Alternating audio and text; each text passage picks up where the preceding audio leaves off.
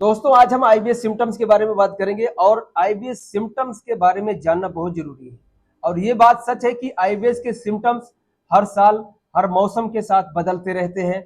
इसीलिए किसी भी पेशेंट का जो सिम्टम्स हो रहा है, हो सकता है कि दूसरे पेशेंट को सिम्टम्स बिल्कुल अलग हो रहे हो। इसीलिए इसको इरिटेबल बाउल सिंड्रोम कहा गया है। ये सिंड्रोम है, इसीलिए इसके सिम्टम्स बदलते रहते हैं। ये अगर एक डिजीज होता तो इसके सिम्टम्स शायद सेम टू सेम वही सालों साल चलता रहता। लेकिन अब होता क्या है कि किसी को आईबीएस सी है यानी कॉन्स्टिपेशन है, किसी को आईबीएस डी है यानी डायरिया टाइप है, दिन में कई बार जाना पड़ता है लैट्रिन। किसी को आईबीएस मिक्स है। मिक्स में क्या होता है कि भाई किसी दिन पेट साफ होता है, किसी दिन नहीं होता, किसी दिन चिकना चिकना होता है, किसी दिन झागदार होता है, किसी दिन लैट्रिन अच्छे से आ जाती है, किसी दिन नहीं आता है, किसी दिन लैट्रिन ज्यादा निकलते हैं, किसी दिन नहीं समझ में आता है। इस तरह के सिम्टम जो है बदलते रहते हैं, चलते रहते हैं। ठीक है, तो ये 3 तरह का आईबीएस हमारे जीवन में हमारे देश के पेशेंटों में होता है। ठीक है दोस्त, तो ये जो नाभि है, जो सबसे पहले आपको अपने सिम्टम्स को चेक करना है कि भाई ये नाभि है, नाभि के लेफ्ट में ऊपर यहाँ पर आपको दबाने पर अंदर से अगर कोई भी थोड़ा भी इस तरह की धड़कन या पेल्पिटेशन आपको महसूस होता है तो ये इंडिकेट करता है कि आपकी नाभि खिसकी है और नाभि के खिसकने से ही आपको आईबीएस हुआ है। राइट, तो यहाँ पर पेल्पिटेशन चेक करना बहुत जरूरी है। ठीक है दोस्त, नाभि के लेफ्ट में भी पेल्पिटेशन हो सकता है, लेफ्ट में अपर में हो सकता है, नाभि के थोड़ा ऊपर भी हो सकता है। ठीक है, ये आपको चेक कर लेना है। दूसरा, इसके जो सिम्टम्स होते हैं, नाभि जब हमारी ऊपर की तरफ शिफ्ट रहती है फिर क्या होता है, हमें घबराहट होगा, बेचैनी होगा, ब्लोटिंग होगा, पेट फूलेगा, अफारा होगा, आपको पेट में गुड़गुड़ की आवाज होने लग जाएगी, काम करने का मन नहीं करेगा। इस तरह के लक्षण जो है आपको सिम्टम्स आने लगते हैं। ठीक है। दूसरा, नाभि के लेफ्ट में, ये नाभि के लेफ्ट एरिया, यहाँ पर दबाने पर अगर आपको चुभन हो रही है, ऐसे ही आपको दर्द हो रहा है, तो आपको समझो कि आईबीएस डी है।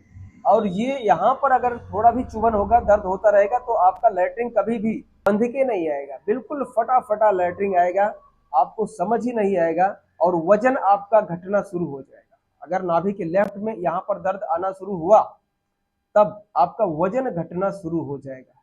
ठीक है दोस्त, तो इस तरह के जो अगर नाभि के लेफ्ट में यहाँ पर दबाने पे चुभन होती है तब आपका लैट्रिन समझ लो कि बिल्कुल बिना पचे बाहर निकल जा रही है। जो भी आप खाते हो अच्छे से एब्जॉर्ब नहीं हो रहा है इंटेस्टाइन के अंदर और आंतों में सूजन हो चुका है। ठीक है, ये इंडिकेशन है। दूसरा, नाभि के राइट में यहाँ पर अगर दबाने पर या ऐसे ही आपको चुभन होती है तो ये इंडिकेशन है कि आपको कॉन्स्टिपेशन बहुत क्रोनिक है।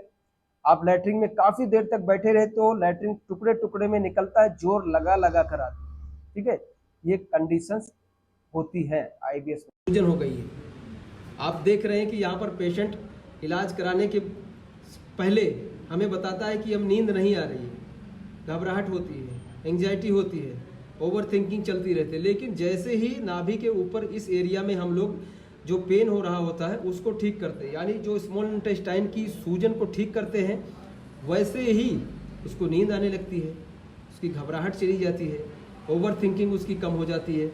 ठीक है, तो ये होता है न्यूरोथेरेपी का काम कि भाई सूजन ठीक करना, इन्फ्लेमेशन ठीक करना, इन्फेक्शन है, वो सारी चीज़ों को हमें ठीक करना है। ठीक है, और नाभि को सेट करना है। सबसे बड़ी चीज़, हम लोग जो सुबह सुबह 1 घंटा योगा करवाते हैं उसमें रोज हम योगा कराने के साथ साथ नाभि सेट करते हैं। और योगा बहुत ज़बरदस्त आपको काम करता है, बता देता हूँ। इसलिए हमारे पास इस देश के अंदर सबसे ज़्यादा आईबीएस पेशेंट ठीक हो पाते हैं कि हम उनको सुबह से शाम तक जितनी भी मेहनत हो सकती है सब कुछ कराते हैं। उसी में आता है योगा। योगा कंपलसरी है अगर आप आईबीएस से सफ़र कर रहे हो तो। ठीक है दोस्त, तो हमें योगा करना जरूरी है। दूसरा, डाइट, हम यहाँ पर पेशेंट को ऐसा भोजन देते हैं जो इजीली डाइजेस्ट हो जाए। ठीक है, वही हम खिलाते हैं, तभी जो पेशेंट को ज़्यादा रिजल्ट अच्छा आता है। और वही डाइट आपको यहाँ से ट्रीटमेंट कराने के बाद जब घर जाते हो 4-6 महीने आपको फॉलो करना होता है। तब तक आपकी जो हमने सूजन ठीक करी है, इन्फ्लेमेशन ठीक करी है, इन्फेक्शन ठीक किया है या नली ठीक किया है, वो मजबूत हो जाते हैं। यानी घाव जो हमने ठीक किया, जो सूजन ठीक किया, तुरंत हम इसमें ज़्यादा इन्फ्लामेटरी चीज़ें नहीं डाल सकते हैं भाई, हाई प्रोटीन नहीं डाल सकते हैं। इसीलिए हमें ध्यान रखना होता है डाइट का, ट्रीटमेंट कराने के बाद भी, ट्रीटमेंट कराने के साथ भी, ठीक है। और वीडियो अगर देख रहे हो तो भी आपको डाइट फॉलो करना शुरू कर देना है, ठीक है दोस्त, और योगा करना शुरू कर देना है, ठीक है। बाकी आपको समय निकालना है और आकर इलाज कराना है। नाभि के नीचे ये जो एरिया है, यहाँ पर देखिए, ये हमारा अगर फीमेल है तो उनमें ओवरी का पॉइंट होता है दोनों साइड, ये राइट ओवरी, ये लेफ्ट ओवरी, और ये जो पॉइंट है ये ब्लेडर का पॉइंट होता है, यहाँ पेशाब की थैली बोलते हैं, ठीक है। तो अगर ये सब पॉइंट्स में ज़्यादातर जो फीमेल है उनको राइट में ज़्यादातर पेन रहता है दबाने पर, तो ऐसे में क्या होता है कि मेंसेस इरेगुलर हो जाते हैं, कभी भी टाइम पर उनको पीरियड्स नहीं आते हैं। और नाभि के बिल्कुल नीचे यहाँ पर अगर चुभन होगी तो ऐसे जो फीमेल पेशेंट होती हैं उनको वाइट डिस्चार्ज होता है, यानी सफ़ेद पानी, ल्यूकोरिया वगैरह जो भी बोलते हो, ठीक है। इस तरह की दिक्कत जो है पेशेंट को आने लगती है, ठीक है। और इस तरह कभी कभार जिनको ज़्यादा कोलाइटिस है भाई, अगर उनको सिग्मोइड कोलोन में इंटरनल हेमोरॉइड बोलते हैं उसको, इंटरनल हेमोरॉइड हो चुका है, तो ऐसे पेशेंट को यहाँ भी पेन होता है दबाने पर, ठीक है।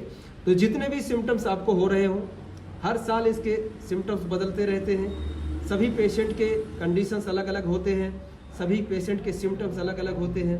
तो इस तरह की अगर प्रॉब्लम्स हो रही है तो समय निकालो, इलाज कराओ, 100% ठीक हो गया, लेकिन धीरज रखना पड़ेगा, समय देना पड़ेगा, तभी आपकी बीमारी जा सकती है, क्योंकि ये बीमारी ना एक दिन में आई है ना जाएगी, ठीक है दोस्त, धन्यवाद। तो मालिश कितना देर तक करना होता है?